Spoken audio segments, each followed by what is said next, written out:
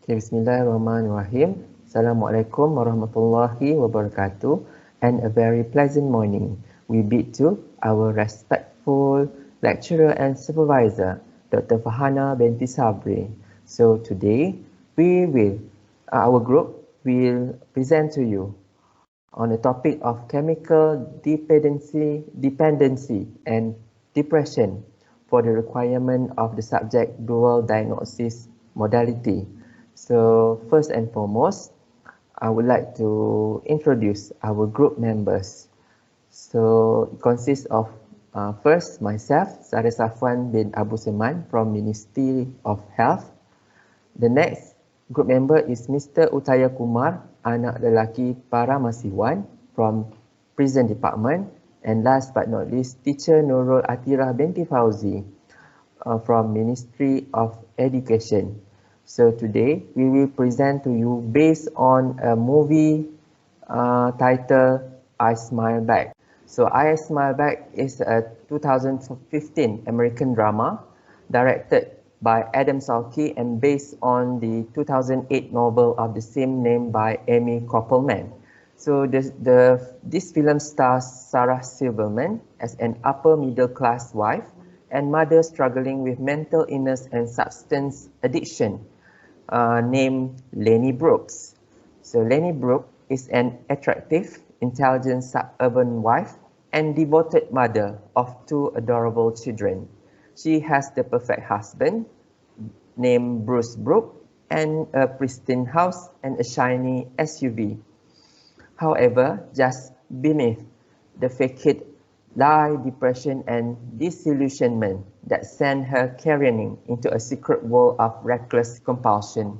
Only very real danger will force her to face the painful root of destructiveness and its crumbling effect on those she loved. So this film is rated R for strong sexual content, substance abuse, and disturbing behavior, as well as language. So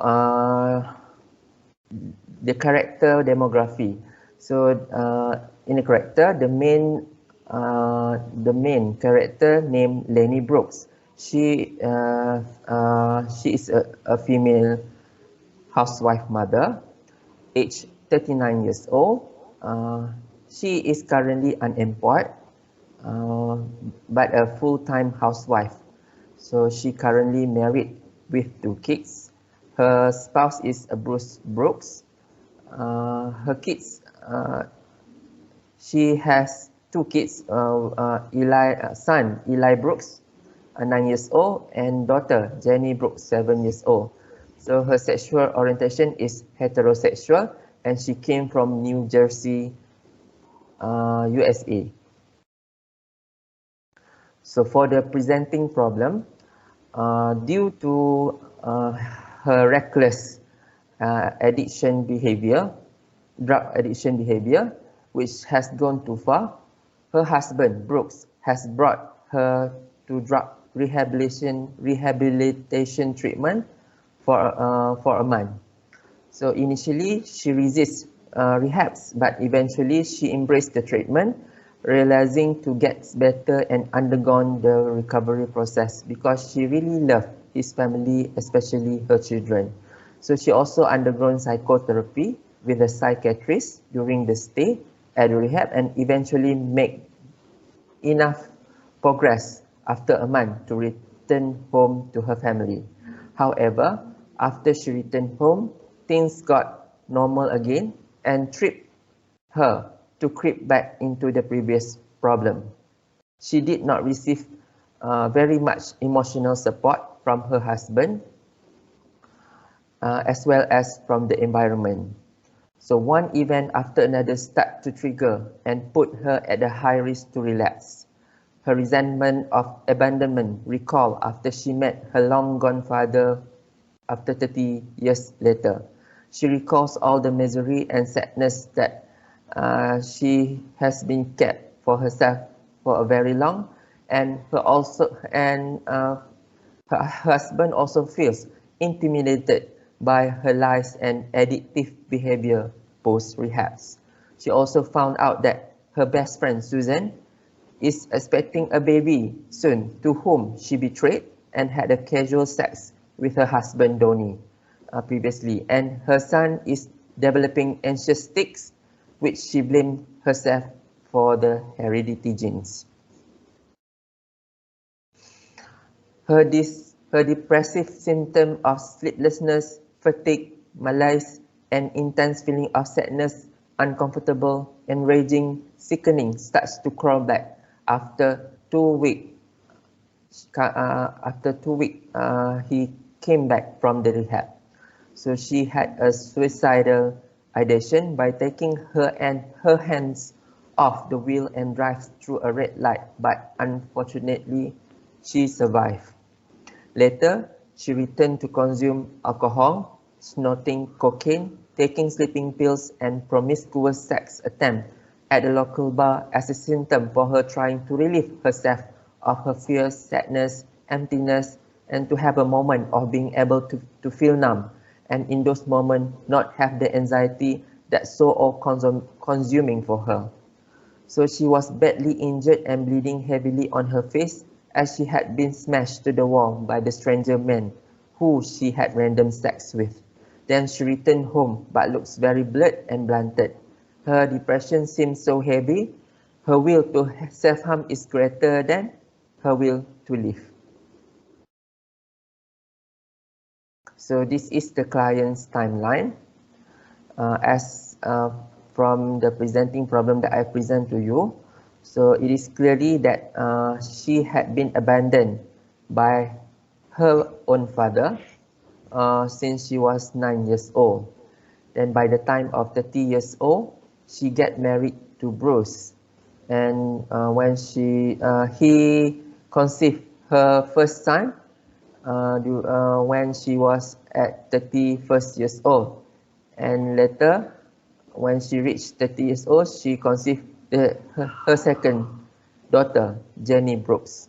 However, throughout the movie, there is no clear mention when she started to consume all those substances such as alcohol, especially vodka, Ambien pills, which is the zolpidem, marijuana, amphetamine, and cocaine.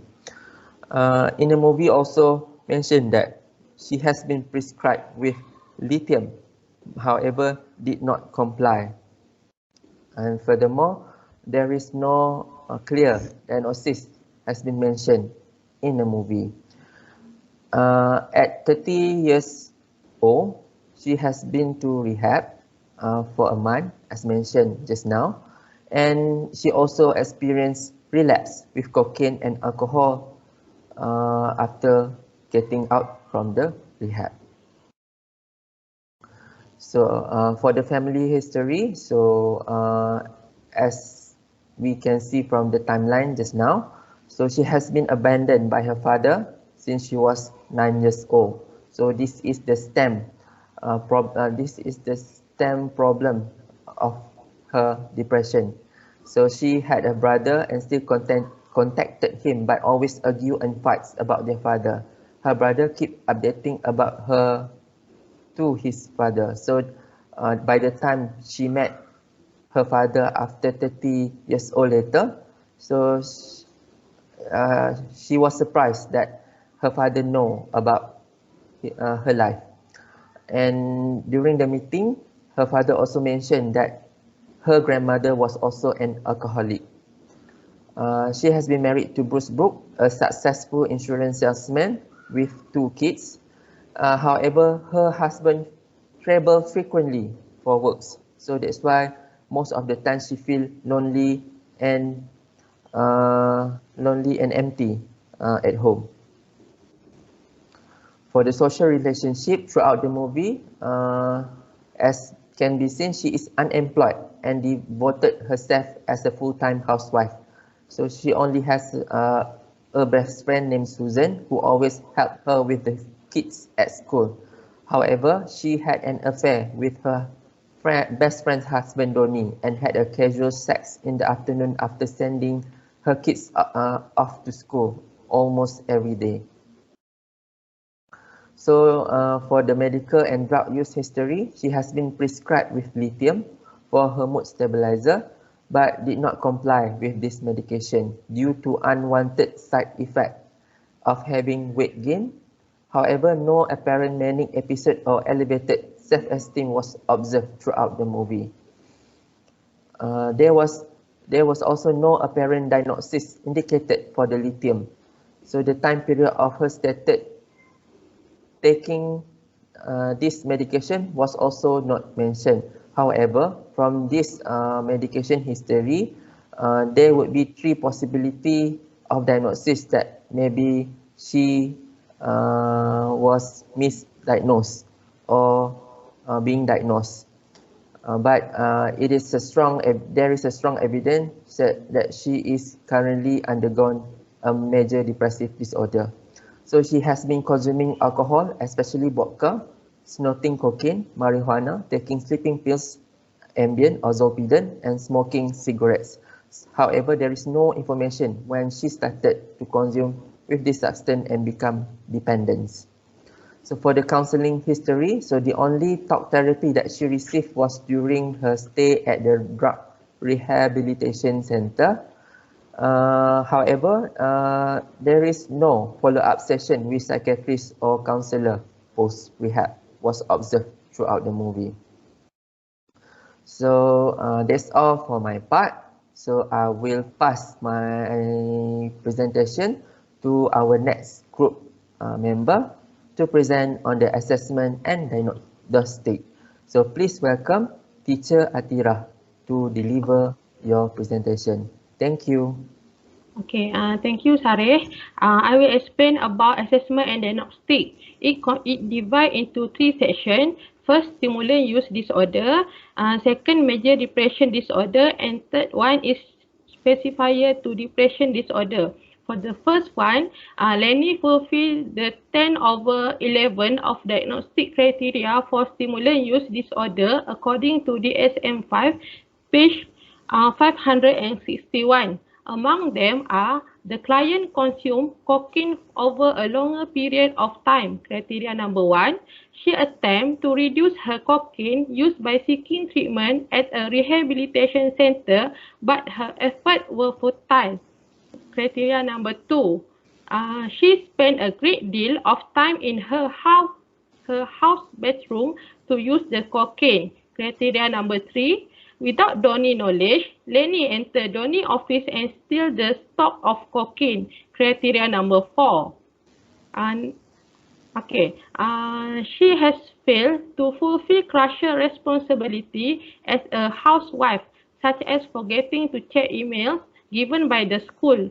As a result, she was unable to obtain a pass ID in order to send her child to class, and she was unaware of the school new car parking requirement. Criteria number 5. She disliked socializing with friends and have interpersonal problem with her husband. Criteria number 6. She skipped a significant social events such as ceremony honoring her husband's accomplishment, resulting in a major argument between the two of them. Criteria number 7. Continuous cocaine intake caused Lenny to experience nosebleed.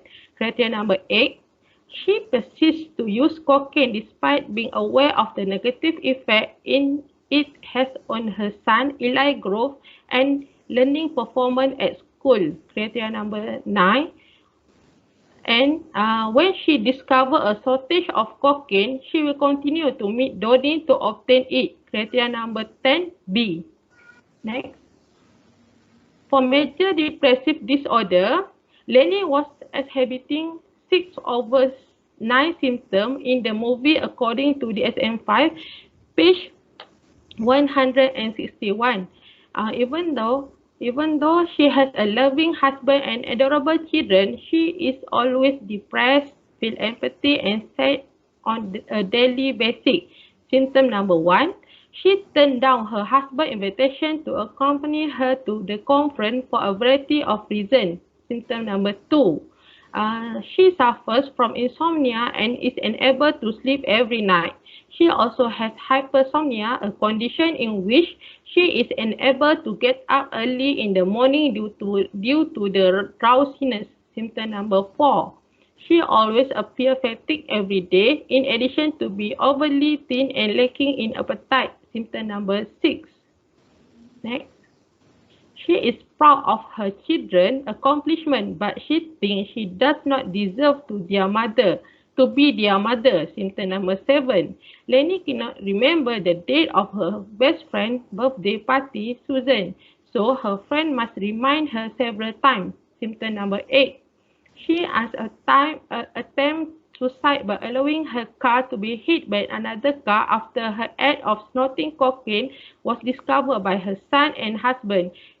She and his car, however, were unharmed. Symptom number 9. She is always skeptical and concerned about her ability to educate her children in all aspects. Criteria number B. Her feeling of resentment was stemmed from the abandonment of her biological father since she was 9 years old. Criteria 6. For the last one, a specifier for depressive disorder. 3 symptoms are present during the majority of a major depressive episode of Lenny. She is very depressed and restless after meeting her father after such so long, and she finds out that her father has a daughter from his new marriage. Symptom number 1 and 2. She initially declined her husband's invitation to the conference because she was concerned it would be held near her father's house. Symptom number 3. Next. For client diagnosis, primary diagnostic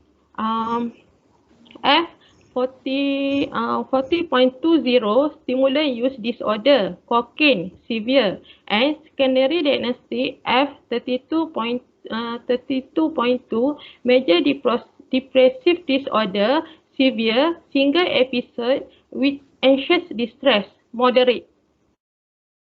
Next. And that's all from me. Thank you. Okay, very good morning to all of you. Okay, today I will continue this presentation about the treatment plan.